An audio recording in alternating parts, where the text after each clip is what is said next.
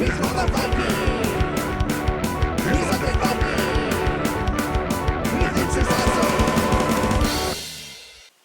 everybody, this is me, Undead Viking, and this is Outlive. Outlive is a post-apocalyptic worker placement competitive game for 2 to 4 players, where each player is going to be handling their own little tribe of survivors that is trying to just stay alive just long enough before this convoy of this, like, basically life-giving convoy. It will collect whoever did the best job and take them to fruition while they let the other ones try to survive in the radioactive wasteland that is left behind in our world. It is a fantastic game. I had a lot of fun with it. I really like it when you take a strategy type game with deterministic decisions and what have you, but you give it a theme that really evokes a feeling and really, like, just evokes a sense of immersion in the world that the game is trying to create for you. So let me show you how the game is played. That'll take a little bit of time, but it isn't too complex. This is definitely like one of those medium weight games that offers you a lot of really cool choices and a lot of really cool options, but it doesn't, like, bog you down with a lot of really complex rules. So alright, so I'm going to show you how we play Outlive and show you how the cool looking board and stuff works, and then we'll come back here and I'll give you my final thoughts on this this awesome little game. Alright, cool. Alright, this is Outlive, and I'm just going to kind of go over what you're looking at here, and then before I kind of dive into what you'll be doing on a turn. And in a way, I'm actually just going to kind of touch on a lot of the mechanisms that you're going to be using as you play the game in reference to that actual turn. Alright, so I've gone ahead and set up the game. The way that I set up a 4-player game. You can see that there are all 4 of the player colors that are out there. At the beginning of the game, you get dealt 2 hero cards, and you pick one. I happen to pick this guy. This is Cooper Frost. He is the lumberjack. He's 51 years old. The age of the guy actually matters as far as whoever has the oldest starting character goes first. So, I mean, it's just one of those things that actually matters. You can see where your starting workers are. You're, like, the people that are out there. So I picked green as this guy's color. And so, like, you can see there in that spot, that spot, that spot, and that spot. And it might be a little bit tough to see, but just imagine this middle as a blank, and then basically there's 9 spots around in a square. So just keep that in mind. And then, like, the starting resources that we have are 1 bullet, 2 wood, and he gets an axe to start with. Now, any starting equipment that you begin with is broken at the beginning. You have a chance to, fix your equipment later. So he starts with this axe, and you can see up here, you see there's this wood and 2 metal. And if you get that during the end of the turn, you're able to then take the axe, or take the item, or whatever item you happen to have. I'll show you other different equipment. And then you get to actually repair it, so you can then use it. And the game says that you're supposed to keep the items on the left-hand side when they're, or the right-hand side when they're broken. You move them over to the left when they're fixed. On the way we played it, we just turned them over and then flipped them back the other way. So you can play them anyway. You might notice that on the side here, there's this little thing. There's this little half of a tree over there. That's important because with other equipment that you gain, you will. So I'll just show you some equipment. So, flashlight, here's a bow, so, like, and you can see that these two, if you have these 2 pieces of equipment and you have them fixed, they complete the little picture. That's worth bonus points at the end of the game if you have these connected, so you can kind of see, like, the bow and the axe are both, like, forest items, things like that. So just something to think about, and just keep in mind here. And I'll probably mention that again when we get towards the when I show you what you do at the end of the game and how you do your final scoring. But some of the this is in effect a worker placement game. This isn't a game where you can just put your workers wherever you want, though. You will be moving your workers from place to place. They can move 1 or 2 spaces. They can't stay in the same spot. You might be noticed that all of these workers are lying down and they have numbers on them. So, like, here's this green 3. The number that's on the meeple, or the worker, or whatever you want to call them, the explorer, determines how many actions or the value of the action that they can do at the location that they end up at, and you activate them. And so on your turn, what you'll be doing is you will stand one of these guys up like so, and then you'll move them a certain number of spaces. So you can go like 1, 2 and move them to this location. And then once you get to that location, then you have a value of 3 or a power of 3 that you can then use at that location. Now you might, there is a wrinkle to this in the fact that if another player, say, let's say this, like number 4 here, moves to this location and there is a worker that is standing that has a lower number than the higher number guy that gets there, they get to what's called exert pressure. Basically, they get to muscle the person that's there and try to steal items from them. If the player that's there expends a bullet, basically for each point of strength that they're missing, they can then withstand the pressure and basically fire your guns at them and scare the other guy off to prevent them from stealing. If you have up to a 5 with these workers, you can see there's a 5 up there.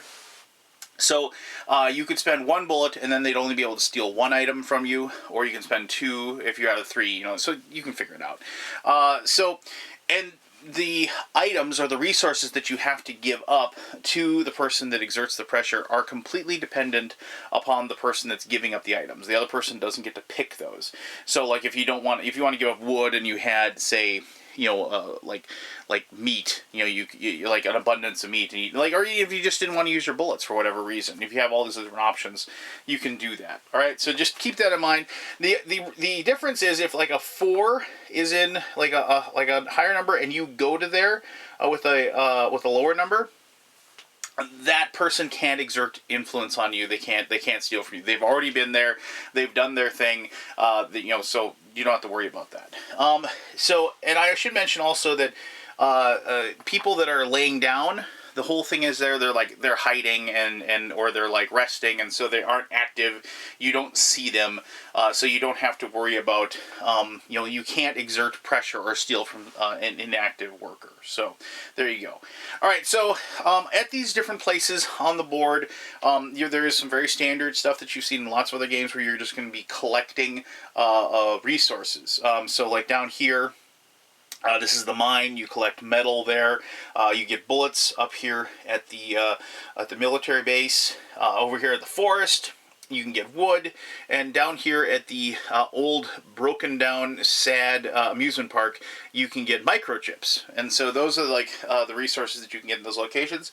When you go there, depending upon the number of actions that you have, you can just collect those resources. So if you have a 4 there and you want to collect those resources, you can go ahead and collect you can collect all of those, like 4 microchips you can collect in that location. Now, some of these spots, like the spots that have these tokens here, those are what is called like they're called prey. You might notice they kind of have animal print on them. That means that you can hunt in that location, and then you can gain food from that location. Now, what you're going to be doing is you're going to be comparing the strength of your worker again in comparison to the food that is on there, and you can increase your strength using bullets so you can be more successful at hunting. If you have, like, in some of these, like this 6 down here, you're not going to have a 5 for your worker that's on that location. So you're going to have to spend bullets in order to go ahead and collect the meat that is in that location, and so you can get that. And then you would just collect flat out meat for doing so. And then each one of these tokens has on it, you can see like there's this 4, and then there's like a 2, 3, 4, and 5. And so for each time you collect, the first time you collect 2 meat, the second time is 3, third time is 4, and so forth. So, and then you can use those actions to go ahead and collect the meat in that side. So if you were able to collect all of them, use this token 4 times, you would then 2, 3, 4, and 5. You get 14 meat for doing that if you're able to do that. Once you've hunted the tile, it is removed, and then the next tile below it is used. All right, cool. So in these locations, there are these are cities, and in the cities you can try to scavenge equipment. There are these big giant little piles here for both the West City and the East City. I'll explain that in just a second, but there are also equipment tiles of things that you can grab that are there, like this chainsaw or grappling hook or this jerry can and those things. And those can be collected with actions as well in the cities. If you choose to search in the cities, you will, for each search, you will grab one of these tiles and you turn it over and you'll see what you get. And so like you can see here, like this is holy water, so you gain a water for being there and so forth. And then I'll show you, there are things like this. I actually got lucky on picking that, like an empty cupboard. So you will use a search action to search and you'll get nothing for your trouble. Once you've gone through these tiles, they are gone. They don't reset, and then you do turn over and you kind of show people can see the discard of both of the resource tiles that are in those spots, because you can see, so like, and there's a certain number of empty cupboards, so if all the empty cupboards are gone, you know that you're going to have you're not going to get nothing on those spots. So one of the cool things as far as that is concerned. One inkling here at the dam, I should mention, you can get water here, which is very important. Water, you need it to keep your people alive inside your bunker, which I haven't even talked about your bunker yet, but I will in just a moment. You have to have a microchip there's this access card that gives you free access to the dam if you can manage to get one of those.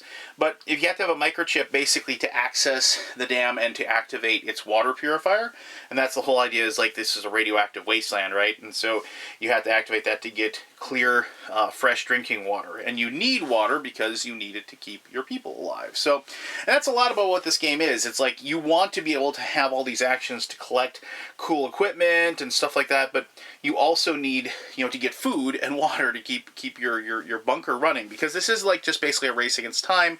You have 6 turns before the convoy comes and basically rescues the one group of survivors that does the best job at doing that. All right, so one other spot down here, this is the smashed cargo ship.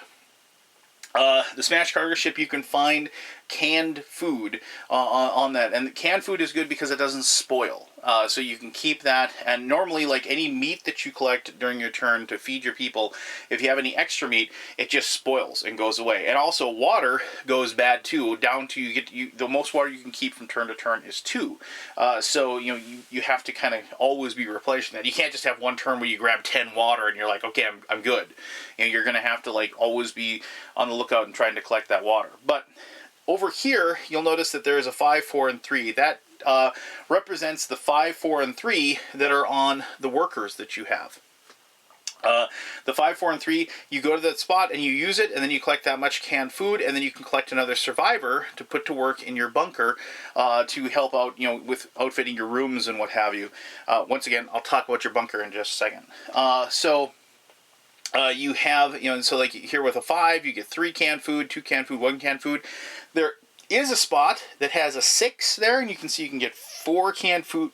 If you go to that location, the reason how you use that is you have to have this grappling hook. It's an item you can get that gives you the cargo position +1. So if you put a 5 in that spot, you could go to 6, and then also obviously if you had a 3, you could go to 4, and so forth. And you can choose to use that or not. I should mention that all items aren't like a permanent bonus. You get to use them once each turn, and then you have to so if you can use it, you have to show that you use it by flipping the token, tapping it or whatever you want to call it, and then it resets at the end of the turn. All right, so there you go. So that should give you a really good idea of how all of that works. I should mention that at the end of the turn, after everything's done, you lay down all of your workers and put them down so they are considered to be inactive, and then you begin with the first turn. Oh, and I should also mention that the first person that goes to the cargo ship claims the first player token, and they can go first with the next turn. Now, I should also say that the neat thing about this is that you always kind of want to wait and use your big number, your big number 5. You kind of wait and want to use that last a lot, because obviously you want to put it in a spot where it can exert pressure on the other people to force them to do whatever. But the thing is that these resources that are in these locations are finite for that turn. So if you don't get there and grab those things, you're going to run out and you're not going to have them. So, you know, there's a balance there. And I also should mention that when you reset the turn, like here, like, you probably can't see it, but it says like 7, 9, 11. Here it says 6, 8, 10. That depends on the number of players, 2, 3, or 4. And that's how many of those resources are in each of these locations at the beginning of the next turn.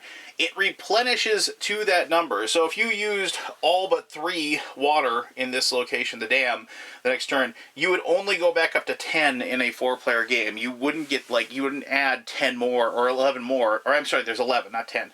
So you wouldn't, with 3 left, you wouldn't add 11 more and have 14 water in that spot. You would just have 11 still. So something to think about.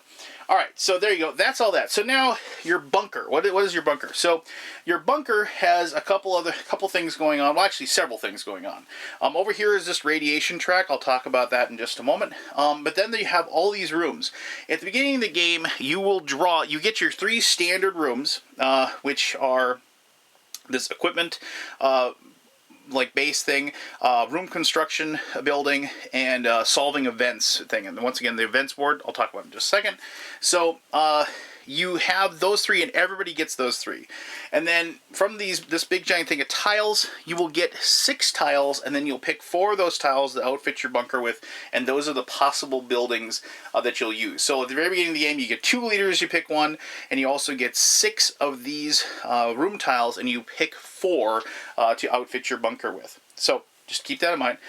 So with these, and then you have 4 survivors to start with, and you can pick one of your rooms to be built already, and then you can outfit that with your workers. You can only use a room. A room only actually is activated and works if the entire not this room. I'll talk about this. This is your airlock, basically. But these rooms are only activated if you have a person in every single spot on that room. So if for whatever reason, like, you didn't feed all your survivors and you lost 2, this room would not be activated. You'd have to go out and somehow find more survivors, either going to here or using other actions, because there are certain things, like, remember that, like, that flashlight I showed you is an equipment that allows you to get, an extra survivor. There's other rooms that allow you to get survivors, things like that. So in order to get that, so you have to outfit the room completely to do that. Now, there is a cost with that. If you have even one person in the room, it doesn't have to be full, you have to feed them, give them water or whatever. And you can see over here it says, this room, if you have people in it, it costs 2 resources, either food, water. You can see there's water, canned food, or meat in that spot. So even one person in there means that you have to have 2 of those resources to take care of them. If you don't, for every resource that you're missing, you lose one of your survivors. They leave or they die or whatever. Up here in this airlock, this is what prevents the radiation from getting into your base. For each row you have to have 1 water. So if you have people in this row, it's at 1 water, and you have to fill out that row, and then you fill out this row, and then you have to have at most you have to have 2 water, but you still have to have water for that spot. Now, radiation. Since I'm talking about, let's just talk about it right now. So over here, you can see that there's this little green cube that represents the fact that we are the green team. And you can see there are this little track that goes up to like -1, -2, -3, -4. And this is your radiation track. And as it climbs, that is the minus to the number of points that you're going to have at the end of the game, depending on where this track is. You can see over here, if you can somehow get it down into this, you're going to get bonus points for doing so. Now, the big thing is that yes, there are ways. There's this seaweed token right here, basically this like anti-radiation seaweed that you can grab as an action up here at the military base. It's only available for one person, so as soon as you use it, you flip it over until it's X. You can't collect that, and that's a way to reduce your radiation within your base. There's also like seaweed pills that you can collect out in the cities as well that do the same thing. But the big thing is that over here in the events, and once again I'll explain the events in just a second, you can see there's a 1, a 2, a 2, a 2, a 3, and a 3. As each event occurs, radiation is accumulating within this radioactive wasteland. And so here, you're going to gain 1 radiation. But for every person that you have in your airlock, you're going to reduce that by 1 radiation. So this first turn, when we do the first event, it's 1 radiation. So because we have 1 person in this airlock, we won't be increasing our cube up on that track. But when we get to like the 2 or the 3, if we still have 1 person there, it's going to slowly climb up that track. And so you'll be fighting against that. You'll see the skull here. If you get up to -11 and you start increasing the radiation within your base and you don't do anything about it, you will kill off your people. And for each one that you don't take care of, each radiation that enters into your bunker, you will lose a person. So, and obviously you don't want that to happen. So, all right, so cool. So events. So events are, these cards, like here's like a glaciation event. This isn't one of this isn't one of those over there. But so you'll see where it says like each shelter loses 1 survivor. So at the beginning of the turn, you turn over an event, and that event affects everyone. You can't do anything to force it. It's going to affect you. There are certain things that you can have that, like this room here, gives you immunity to any event except scarcities. So like that's one thing that you can have that gives you immunity. But you'll notice down here there are these resources: 4 metal and 2 wood. And you'll see over here there's this number 4. You have the option at the end of the turn to like solve the events, and you start with the first player and you go through. If you solve the event, you get to take this card and you get the points that are located in there. If you don't solve the events, if nobody solves them, they continue to affect you each and every turn. So like the first turn, like we're going to turn this one over and we'll see what we get. Well, radioactive cloud. Each shelter increases by 2 its radioactive gauge level. You just do it. You can't do anything about it. It's just going to happen. And then plus that 1 if you don't have any in there. So, we would avoid that 1, but we get that 2. If nobody solves that and we get to the second turn, we're going to resolve this one, and then we're going to turn this one over. So here's Sandstorm. The gathering value of every hero is lowered to 3. Well, that stinks, so everybody, is a 3, and nobody's like a 5 or a 4. And so you have that. And now you have multiple things that go on, and so and it's just going to increase. So, obviously, getting points for solving the event is a good deal for everybody, but also a good deal for everybody, for everybody to have it. You don't share the points.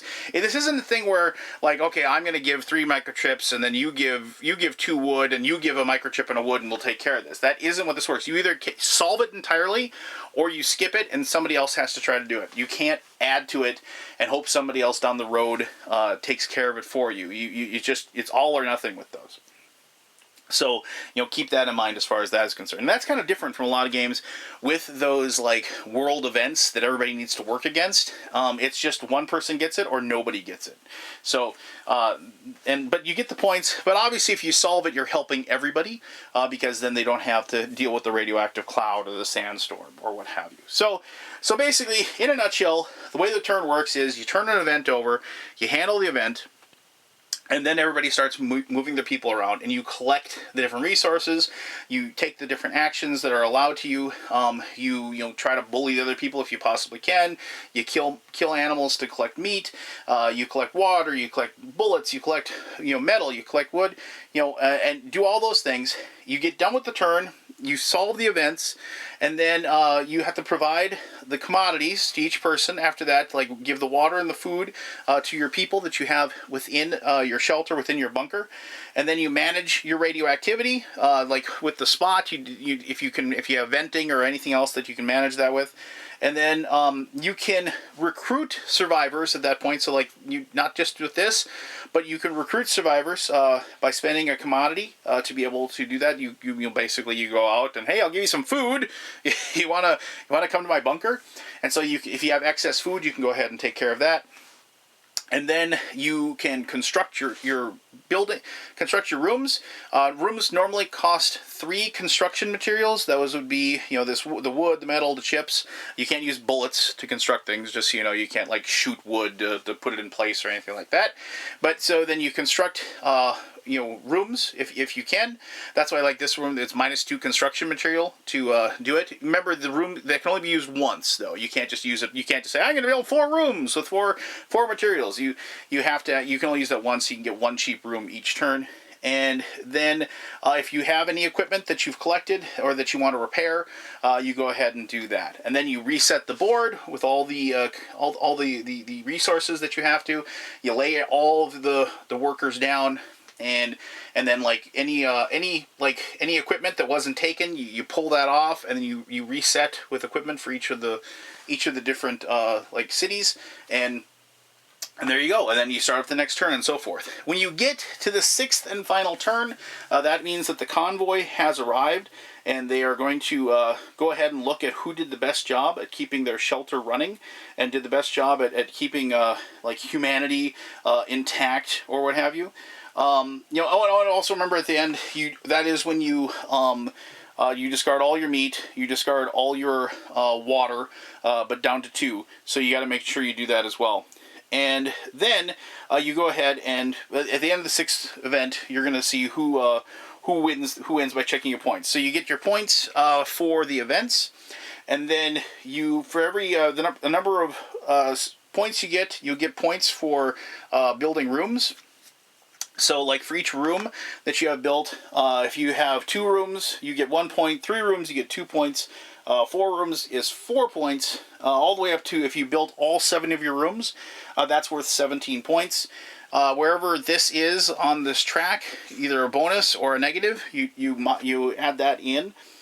For every survivor that you have within your shelter, you gain a point for each one of those. You get, for every piece of equipment that you fixed, you get a point for that. And then for every matching, remember the matching like items, where was my bow? I can't even remember where it was. But anyway, you know, for every matching item that you have, you then can get an extra bonus point for that. And then, so there you go. So for you total up the number of points. Whoever scored the most points wins the game. If there's a tie, you compare the number of commodities. The one with the most commodities wins. If there's still a tie, compare the number of remaining resources they have. That's materials. So commodities are food. Materials are the stuff you build things with, and ammunition. And then the one with the most of those will win. And like, basically the convoy picks up the group that did the best, and they leave the rest to die withering away in the horrible radioactive wasteland. So there you go. That is Outlive. That literally is why they call it Outlive. You have to outlive your competition. It's, you know, I love worker placement games. I love worker placement games that have multiple different powers depending upon the power of the worker themselves. And I really love this theme. So, but let me talk more about all of that in my final thoughts, which I will do right now. Outlive!